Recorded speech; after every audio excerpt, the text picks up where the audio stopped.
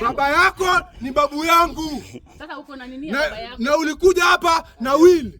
Will imeandikwa nini? What a will. Auntie, what's your problem? Kichwa chako inaruka. Kichwa yangu hairuki. Yako angalia vile yako inakaa. I'm okay. This is age. You are so old to sell a land. Mad. You are mad. You are mad. And you are stupid. You are stupid. You ladies and gentlemen, kama K kama kawa, EXPOZINGA hapa hivi. Karibuni kwenye meza. The following alleged story na kuambia ni story ya huruma, ni story ya kutisha, ni story ambayo inaonyesha binadamu amepoteza utu na sio binadamu any further. Mama mwenye unaona hapa ni auntie wa huyu kijana ambaye ameuawa. Na ameuawa aje? Ameuawa kwa kuchoma moto. Na huyu unaona ako kwa glasses, huyu ni polisi wa magereza ama prisons officer ambaye walicollude wakaorganize vijana wakakuja wakachoma huyu kijana for common interest.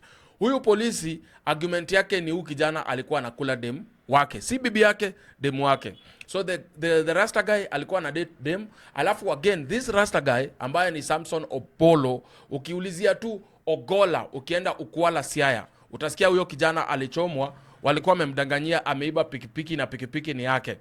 Hao vijana wenye walikuja wakamchoma, wakampiga, wakaorganize, wakamchoma mazee, disappear. Nobody ever went to report pikipiki gani ilikuwa imepotea ama claimed hata pikipiki yenye libaki. Sasa tuanze na huyu auntie ambayo mnaona akona blue, anaitwa Mourine Oppolo Schubert. Amechukua jina ya German kwa sababu anaishi Dresden, German. Na kitu gani kimemfanya akarudi Kenya kama kweli anatengeza pesa huko? Of course shamba. Shamba na ambayo alipewa yeye, huyu kijana ambaye ameuawa na kijana mwingine mmoja, ambapo nitakuwa na washow title deed ambavyo ilivyokuwa inasema. Sasa huyu madam alikuwa anataka hiyo shamba ikuwe under her own name, alafu decide nani atapata. But that was not even the interest. The interest was to sell that land, okay? Kwa sababu kulingana na family members alikuwa na claim, oh watu wengi wamekufa kwa hiyo shamba iko na mkosi, wacha niuze. Alafu watu wakakataa kwamba hii shamba ni ya guka na alipatia watu watatu. Na hao watu watatu mmoja wao kama hataki kuuza shamba, wewe huwezi kutulazimisha kufanya nini? Kuuza shamba. Lakini huyu auntie inasemekana huyu mzee ambaye amekaa kando na yeye ndiye amemsaidia kubadilisha hiyo title, yani will, kutoka kwa the original will to her name. So that yeye sasa anakuwa ni mwenye ile shamba na anaweza kuamua nani ndio mwenye atapata hii shamba. Na kitu kingine ambacho kinafanya mpaka relatives wanaamini haja yake ni kuuza, ni kwamba pia amegawia mpaka waliokufa. Unaona, watu walikufa hawayuko, lakini anajifanya amewagawia. Alafu inasemekana kwamba pia imekuwa enlisted for sale. So ni barua gani hizi tunazungumzia ambazo huyu auntie wa Mayolo, Mourine Oppolo Schubert ameweza kuandika? Kuja na mimi ni kuonyesha hapa hivi. Okay, in the original will, Republic of Kenya will. This is the last will and statement of Gabriel Oppolo Ogola. Gabriel Oppolo Ogola, ID number, of Post Office, Box number 85, Ukwala, in the Siaya district of the Republic of Kenya, being of sound mind, do hereby revoke all testamentary disposition heretofore made by me in respect of my estate in Kenya, and declare this to be my last will and testament in respect of my estate in Kenya.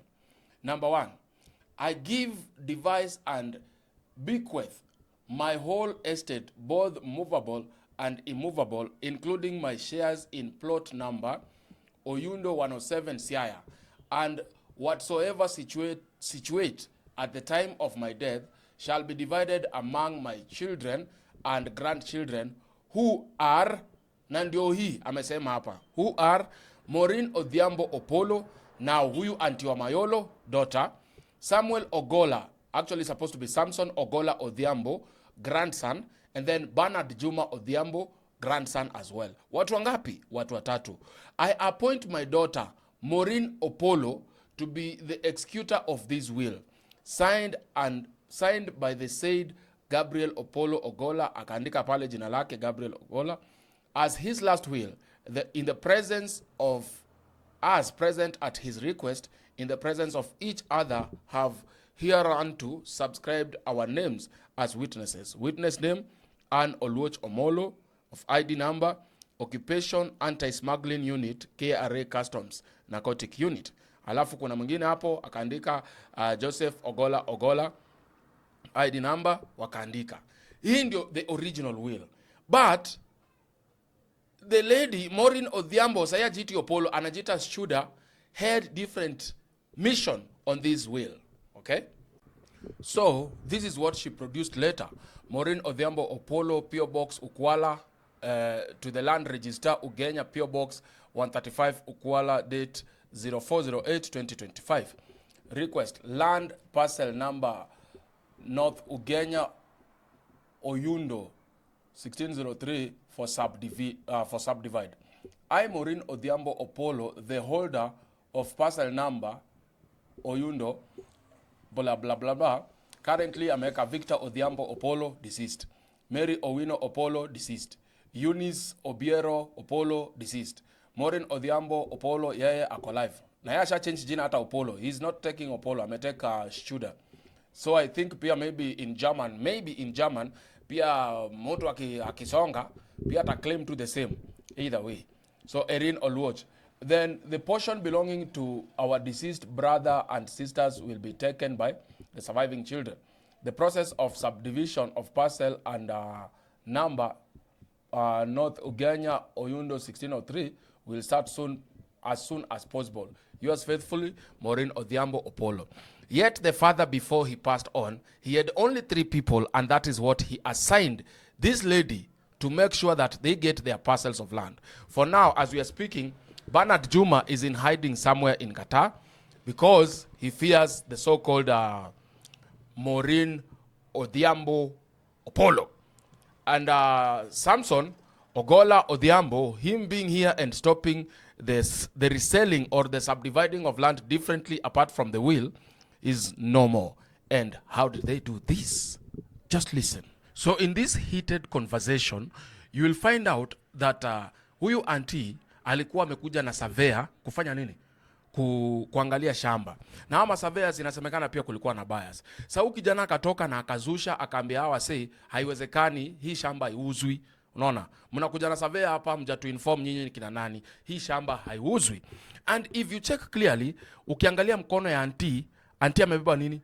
Auntie kuna kitu amebeba pale. Amebeba kitu inaitwa pepper spray already. So she knew very well, or she had planned herself, na alikuwa anatafuta tu kitu ambayo inge trigger huyu kijana probably yenye itamcost ndio aweze kufanya nini? Maybe kufile a case. But the young man alirudi kwa nyumba akarudisha hata rungu, akaambia huyu jamaa anamshikashika, hata ukitaka mkono mazetu tutakatembeza, lakini shamba iuzwi. Unaona? Kumbe huyu auntie alikuwa na pepper spray already, okay? And she just wanted to really damage the eyes of this young man for no reason, for just refuting, you are not selling the parcel of land. And that is not allowed. And what is the will saying? You get? Listen. My friend. Nunua land yako. Wewe mbona ununui? Wewe umeshulai miaka 30. Bado ununui. Nimenunua nyingi sana. Sasa bado hiyo unang'ang'ana. Na mimi baba yako ni babu yangu. Sasa uko na nini baba yako? Na ulikuja hapa na will. Will imeandikwa nini? What a will. Auntie, what's your problem? Kichwa chako inaruka. Kichwa yangu hairuki. Yako angalia vile yako inakaa. I'm okay. This is age. You are so old to sell a land. Mad. You are mad. You are mad. You are stupid. Na hivyo ndio beef ya auntie na Samson iliendelea, na akaapa kwamba atamfunga, lazima atamfunga, na hakuna kitu ina stop yeye kumfunga. Na hivyo ndio walikuja kukujuana na nani? Na polisi. Na huyu polisi again ikapatikana kwamba Samson dem ambaye anamdate ni dem ambaye huyu polisi ana claim ni wake. Twende kwa polisi. So huyu polisi walipatana kwa club, huyo dem apparently alikuwa anauza kwa club, okay. So this letter before it was written ni kwamba huyu polisi alifanya nini? Alienda akaassault huyu kijana wakiwa kwa club, kwa sababu huyu dem walikutana kwa ile club, na hapo huyu polisi pia walikuwa nakutanaga na huyo dem kwa hiyo club. But huyu dem was not interested in this police officer. But this police officer akasema sasa hakuna chali mwingine atakudate, na ndio akakuwa na nini? Na uadui. So inasemekana ndio wakuja kushikana na auntie. Alifurahia sana because pia yeye sasa analipwa kwa address nini? Kwa address pia yeye personal issue na huyu kijana ambaye ilikuwa ni dem. Na huyu kijana badala ya kupigana ama kufanya nini, he decided to write a letter. Okay? The Honorable, the Attorney General, the Republic of Kenya, P.O. Box, reference misuse of police force to settle personal score. Your Honor, I have taken this opportunity to address you this way I am doing. As I do this later, I am being trailed, searched by strange plainclothes officers whom I suspect to be coming from Ukwala police station. The police officers are out to spoil the matter that I am handling in court, that is ELC number 20, 2 of 2021, Siaya Matter Succession Case number 303 of 2019 from Ukwala Court. The officers are being used by one called Mourine Schubert. Mourine, in the process of doing all this, assaulted me, and I reported the matter to the police station at Aboke. I was issued with P3 form, and the OCS, instead of signing the P3 form, decided to fix another grievous charge against me, that is robbery with violence too. Your Honor, the type of charge the police officers are trying to fix me on, according to the law of Kenya, is not bailable or bond cannot be issued. Your Honor, I am urging your good office to come on this matter very urgently in order to assist me and my family. Below is the OB number of the assault reported at Aboke Police Station, Police Patrol Base. OB 09-2702-2025 at 13:03 hours. Your Honor, at this point, my life is in danger, and in case I'm killed, the police officers from Ukwala Police Station will be answerable and nobody else. Kindly assist, I will be grateful. Yours faithful, Samson, Oppolo, OCS, Ukwala Police Station, blah blah blah. Unaona?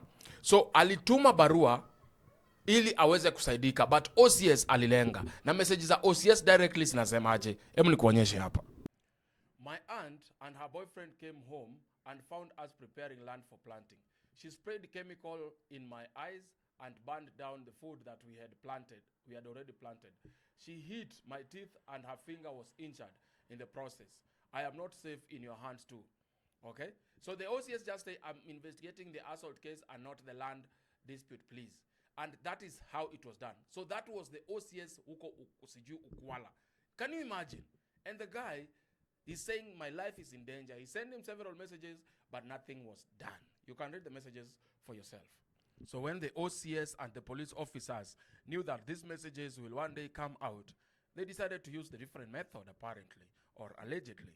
That is why it was organized that different men without the uniform or police involvement directly to do the job. And because the so-called Mourine, a rich aunt from German, did what? Did pay them. And you can see that actually that was also well illustrated to the Attorney General, that the lady is paying the police officers to make sure that they arrest him without a warrant or a bond, so that during the case process of the land, he cannot be available. But when this boy became clever and avoided all of that, they decided now you will not only attend the case because you have been arrested, but you will now be eliminated for good. And that is how Samson Oppolo Ogola in Ukwala lost his life to people who were thought to be just the normal crowd, and they have discovered a thief, but it was not a thief. It was the aunt from German and the police officers around Ukwala who decided to collude and be able to get rid of this boy because of land and settling personal scores. This is EXPOZINGA, where we say the truth without fear. The white man and the man in the red is the one actually who poured fuel on him, and as you can see, he lit the fire. If you want to see a full video of how they burned him down, then go to our Telegram, utapata video hapo. Thank you so much, guys. Subscribe. May justice be served. And the police currently is hiding uko kwa prison. Okay? Mr. Frederick anajificha uko kwa prisons.